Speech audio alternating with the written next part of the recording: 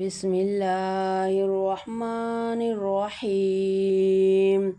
تبارك الذي بيده الملك وهو على كل شيء قدير، الذي خلق الموت والحياة ليبلوكم أيكم أحسن عملا، وهو العزيز الغفور الذي خلق 7 سماوات طباقا، ما ترى في خلق الرحمن من تفاوت، فارجع البصر هل ترى من فتور، ثم ارجع البصر كرتين ينقلب إليك البصر خاسئا وهو حسير.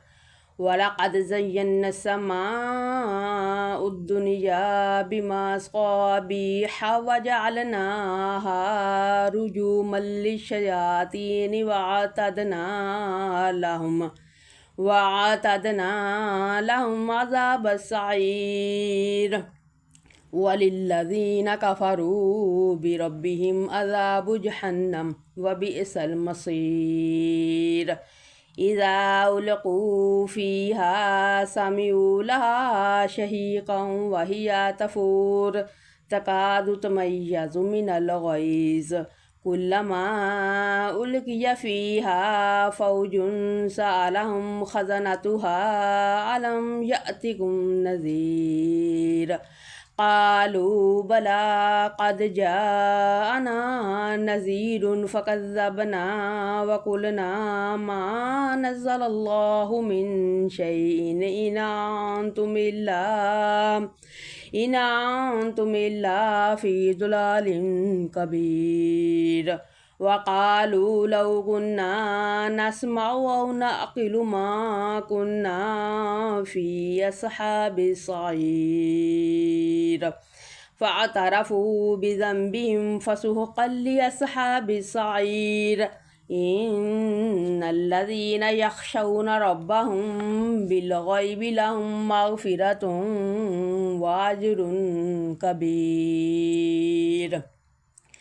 وأسروا قولكم واجهروا به إنه عليم بذات الصدور.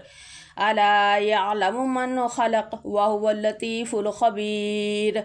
هو الذي جعل لكم الأرض ذلولا فامشوا في مناكبها وكلوا من رزقه وإليه النشور.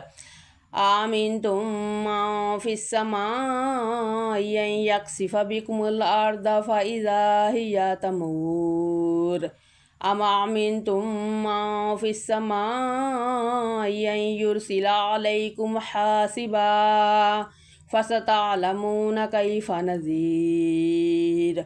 ولقد كذب الذين من قبلهم فكيف كان نكير.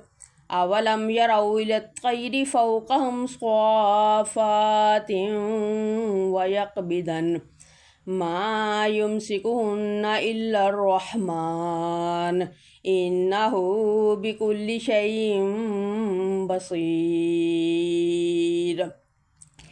أمن هذا الذي هو جند لكم ينصركم من دون الرحمن إن الكافرون إلا في غرور.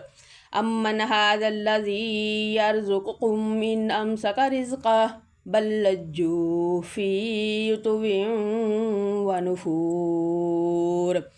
أفمن يمشي مكبا على وجهه أهدى أمن يمشي سويا على صراط مستقيم.